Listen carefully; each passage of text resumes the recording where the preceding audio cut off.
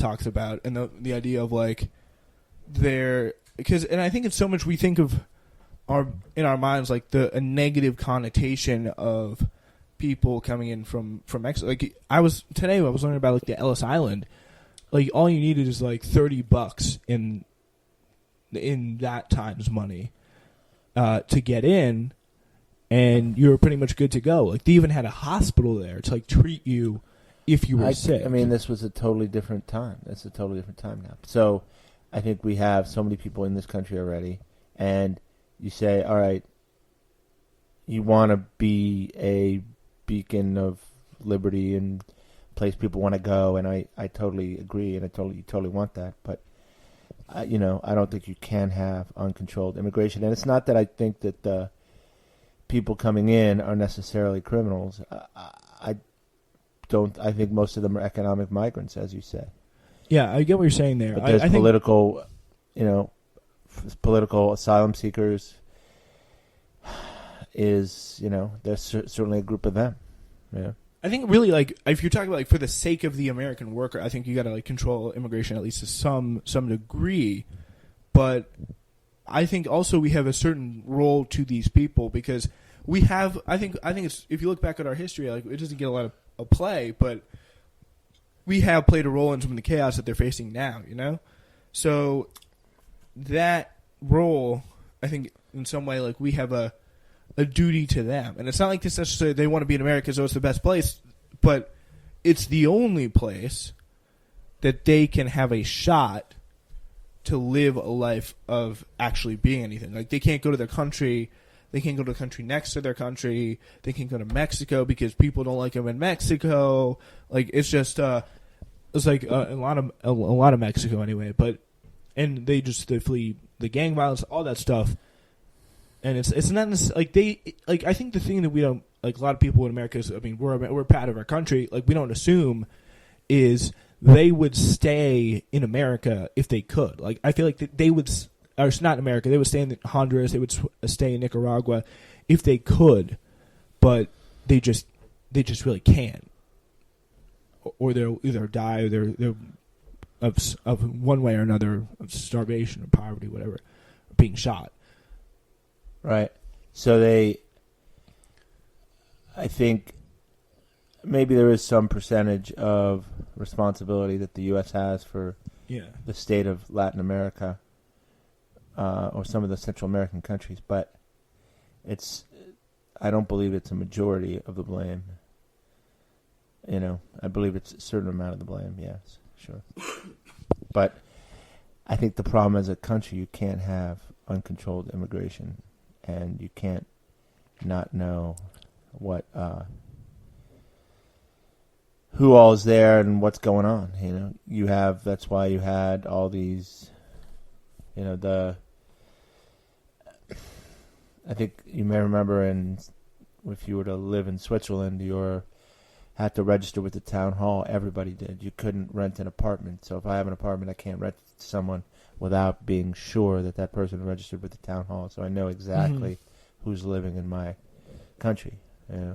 I think that really does come down to a system of documentation. Like, the process to getting documentation now is so convoluted and so limited I that those people can't get it. But I think if they would be like, there'd be lines up the block, down the street, out of the town for registration. I think at this point, if they could.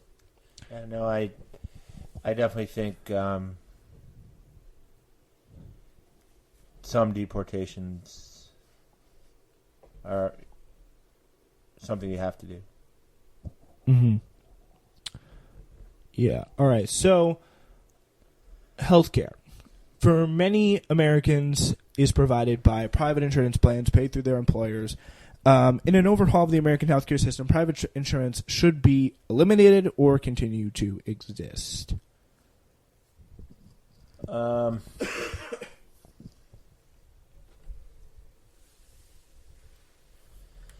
just have a hard time with it being eliminated based on government fiat. If the government wants to say, okay, everybody, here's a better deal, I'm going to give you the same coverage for less. And we as a society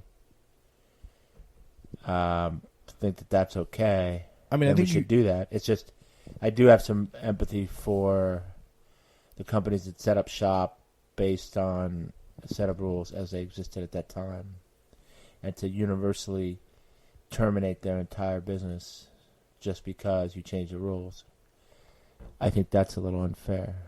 I mean, you could argue that the business that they put forth is wrong. Like the kind of the for-profit insurance business is. So the biggest knock is that they charge too much and they cover too little. Is hurting people. And I mean, it sounds still Right. like they're bad people, but it's more of like the fact that it's capitalist system. You got to make money, and that is just something that you can't really. I think that some health of people is something that you shouldn't leave up to capitalism.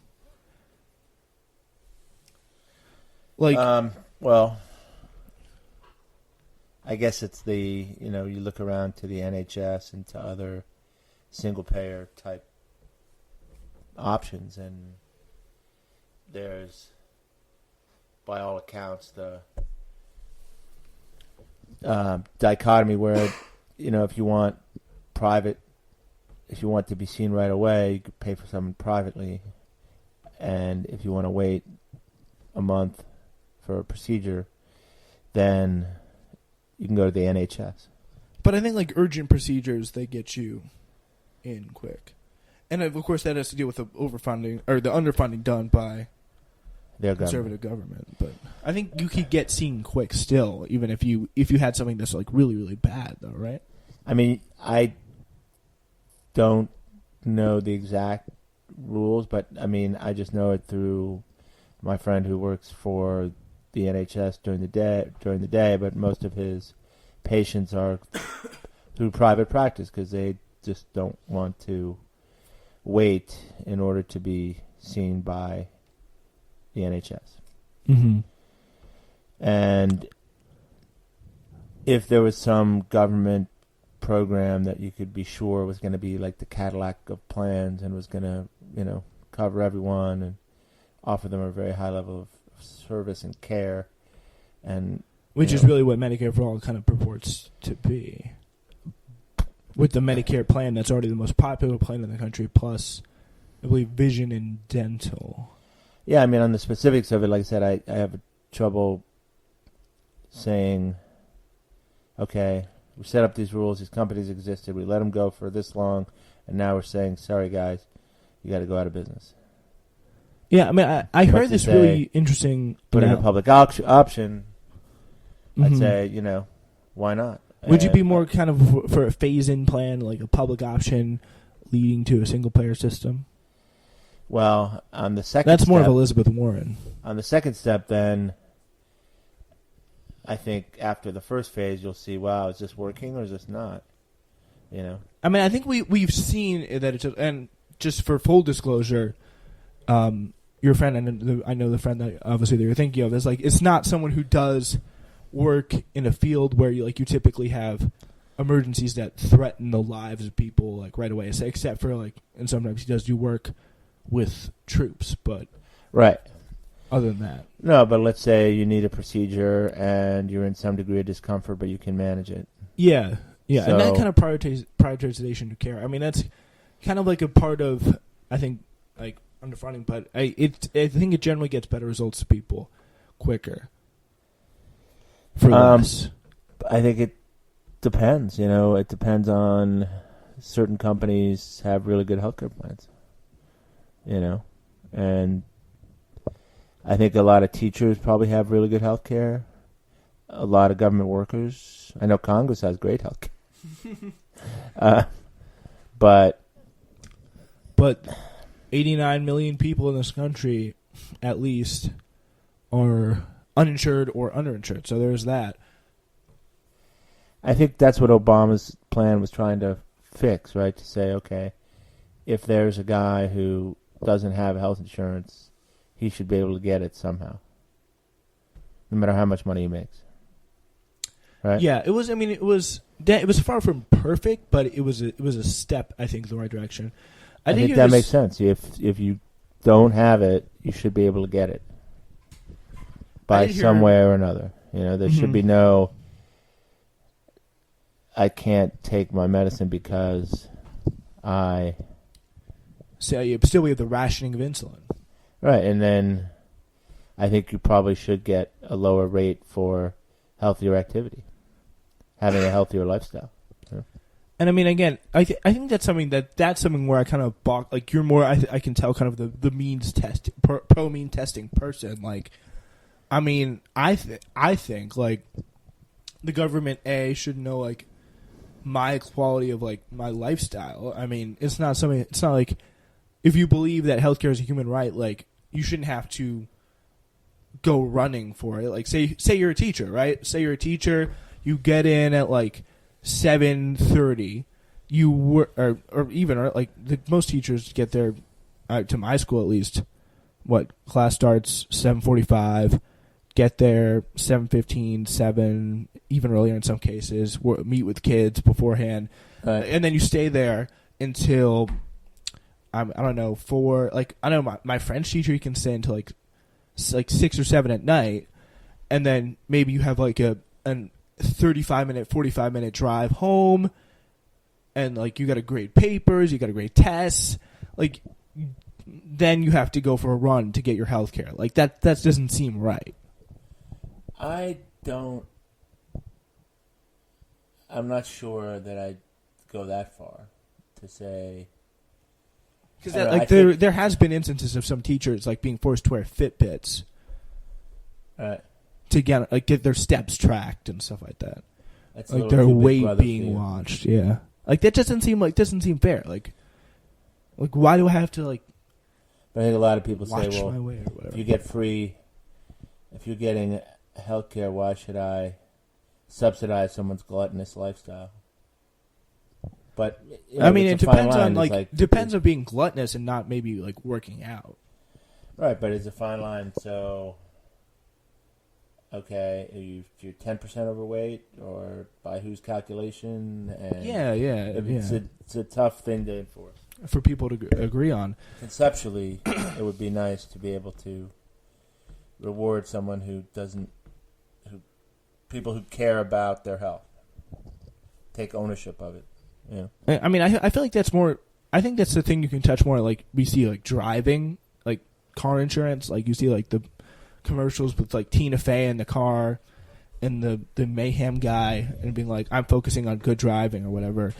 But it's like, I don't know if you go there with health. I mean, I did kind of hear this kind of interesting analogy about like if we ran the fire department. I mean, which is kind of analogous to the healthcare system, right? Like, your body's on fire, your house is on fire, like, you want someone to come in and fix it. Like, if we ran our healthcare, like, you had to pay premiums and copays and deductibles to, like, if your house is on fire, like, that is just something that, it just seems crazy to us. And it's I don't understand.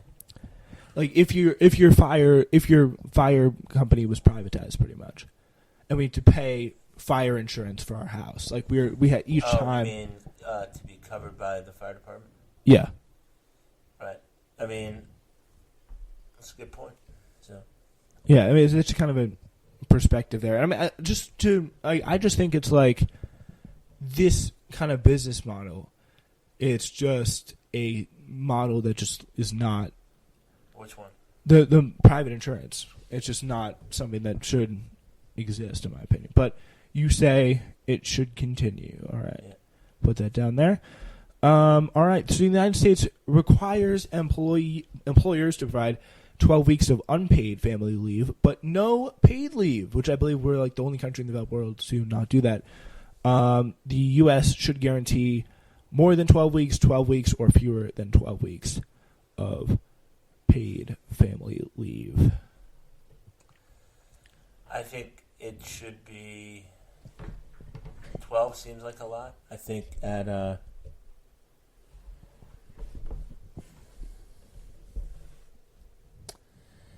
for bigger corporations, I'm fine with guaranteeing somewhere between 8 and 12. Sounds right. Mm-hmm. Yeah. Somewhere between 8 and 12. So fewer than 12 weeks. Yeah.